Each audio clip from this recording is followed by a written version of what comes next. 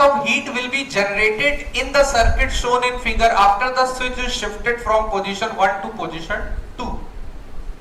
तो पहले ये तो देख लेते हैं कि पोजीशन 1 पे जब स्विच है तो इस सर्किट में क्या हुआ होगा, बैटरी ने कितना चार्ज सप्लाई किया होगा, ये सारी बातें। मान लीजिए बैटरी का अपना वोल्टेज V है, अब बैटरी कितना चार्ज सप्लाई करेगी, इसके लिए आपको देखना पड़ेगा कि इन तीनों कैपेसिटर्स का टोटल C कितना है। आप इन तीनों कैपेसिटर का टोटल C देखिए तो इसका और इसका, ये दोनों कैसे हैं, पैरेलल में, तो C और C पैरेलल में कितना हो गया 2C, और उसके साथ ये C अगर सीरीज में है तो पूरे सर्किट का C नेट नहीं पता, C और 2C अगर सीरीज में है तो पूरे सर्किट का जो टोटल C बन रहा है वो आप देखें 2/3C, और अगर ये पूरे सर्किट का टोटल C है तो बैटरी कितना चार्ज भेजेगी, पूरे सर्किट का टोटल C इंटू V, ये चार्ज बैटरी ने भेजा होगा। और ये चार्ज इन कैपेसिटर्स पे कैसे कैसे बटा होगा,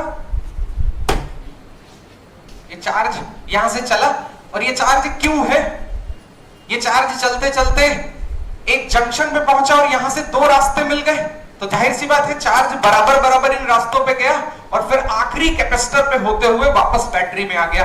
तो फाइनली अगर आप चार्ज की वैल्यू देखें, अगर Q चार्ज बैटरी ने सप्लाई किया तो यहां Q/2 आना है कि नहीं, इन दोनों पे Q/2 आना है कि नहीं, क्योंकि पैरेलल में है, और फिर इस पे Q आ गया और इस तरह से हर कैपेसिटर चार्ज से सैचुरेट हो गया। और अब अगर यहां कुछ ना करें तो सब कुछ बैलेंस है, इक्विलिब्रियम में है, लेकिन खुड़बेज करी गई, क्या किया गया, स्विच को पोजीशन 1 से पोजीशन 2 में शिफ्ट कर दिया।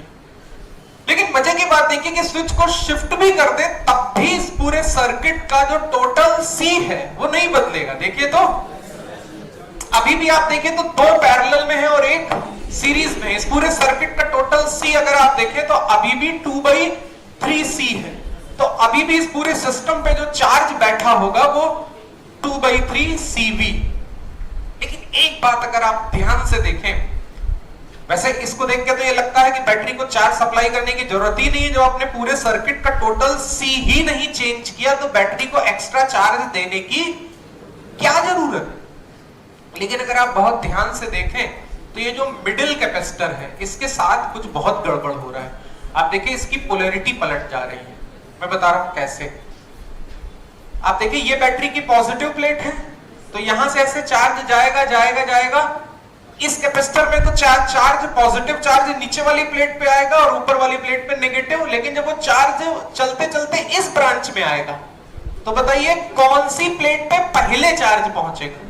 देखिए तो ऊपर वाली प्लेट पे, यानी ऊपर वाली प्लेट पे +Q/2 होना चाहिए और नीचे वाली प्लेट पे -Q/2 होना चाहिए, और फिर यहां पर भी चार्ज बदल जाएगा। बताइए यहां अगर Q है तो ये कितना हो जाएगा, ये Q/2 हो जाएगा। खैर मुझे इसकी उतनी चिंता नहीं जितनी मिडिल कैपेसिटर की चिंता है।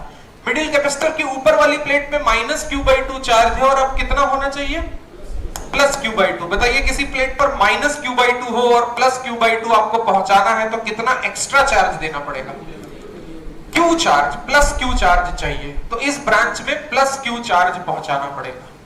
अब सवाल यह है कि जो मिडिल कैपेसिटर है उसकी ब्रांच में अगर +Q चार्ज पहुंचाना है तो ये +Q चार्ज आएगा कहां से, बैटरी से आएगा।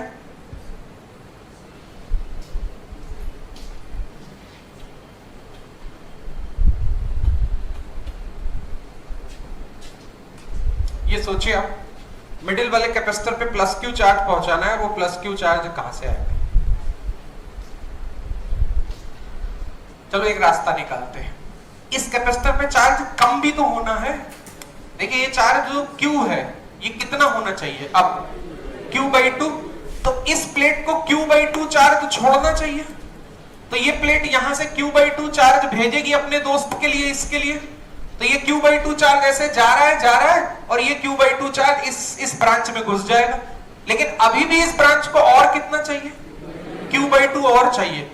अब ये कैपेसिटर हेल्पलेस हो गया, इसके दोस्त ने, बगल वाले ने Q/2 दे तो दिया लेकिन इसको Q/2 और चाहिए, तो वो Q/2 बताओ बे, वो Q/2 बैटरी से आएगा।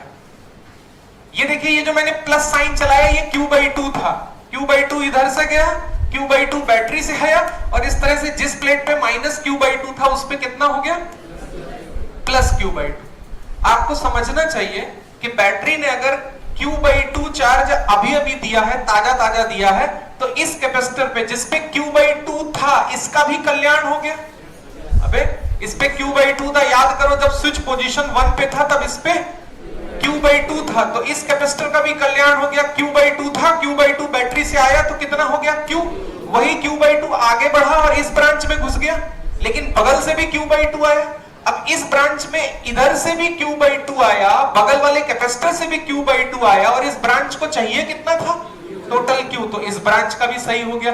तो इस तरह से सारे कैपेसिटर खुश हो गए। अब नई परिस्थिति के हिसाब से सब खुश, सबका चार्ज सेटल हो गया, अब आ गया फिर से इक्विलिब्रियम, सब शांत हो गए।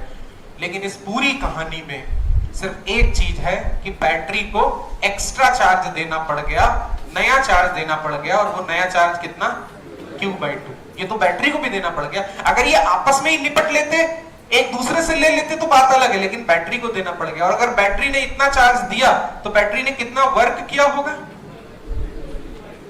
बैटरी ने वर्क किया होगा, चार्ज जो सप्लाई किया Q/2 इंटू बैटरी का वोल्टेज। अब अगर Q की वैल्यू हम ऊपर से यहां पर रख दें तो क्या होता है, देखिए तो अगर Q की वैल्यू ऊपर से ले ले तो यह आ जाता है 1/3 CV²। तो बैटरी ने ये वर्क किया 1/3 CV²। लेकिन एक और बात मैं कहूंगा, इस पूरे सर्किट की टोटल स्टोर्ड एनर्जी में कोई चेंज नहीं आया। क्यों? इस पूरे सर्किट का टोटल C अभी भी वही है, इस पूरे सर्किट पे जो वोल्टेज लगा है वो अभी भी वही है, पूरे सर्किट की टोटल स्टोर्ड एनर्जी में कोई चेंज नहीं है। अबे देखो तो, पहले जब स्विच पोजीशन 1 पे था तब ये दोनों बराबर बराबर एनर्जी लिए हुए थे और ये ज्यादा लिए हुए था, और अब ये दोनों बराबर बराबर एनर्जी लिए हैं और ये उनसे ज्यादा लिए हैं। तो तीनों की एनर्जी मिला के देखें तो जितनी इनिशियल थी वही फाइनल है। तो बताइए, अगर पूरे सिस्टम की टोटल स्टोर्ड एनर्जी में कोई चेंज नहीं आया तो बैटरी का किया गया सारा का सारा वर्क कहां गया? ये सारा का सारा वर्क किस में चला गया? हीट में चला गया। तो हम कह सकते हैं कि इस पूरे प्रोसेस में, यानी स्विच को जरा सा 1 से 2 शिफ्ट क्या किया, कितनी हीट पैदा हो गई? 1/3 CV², इतनी हीट पैदा हो गई।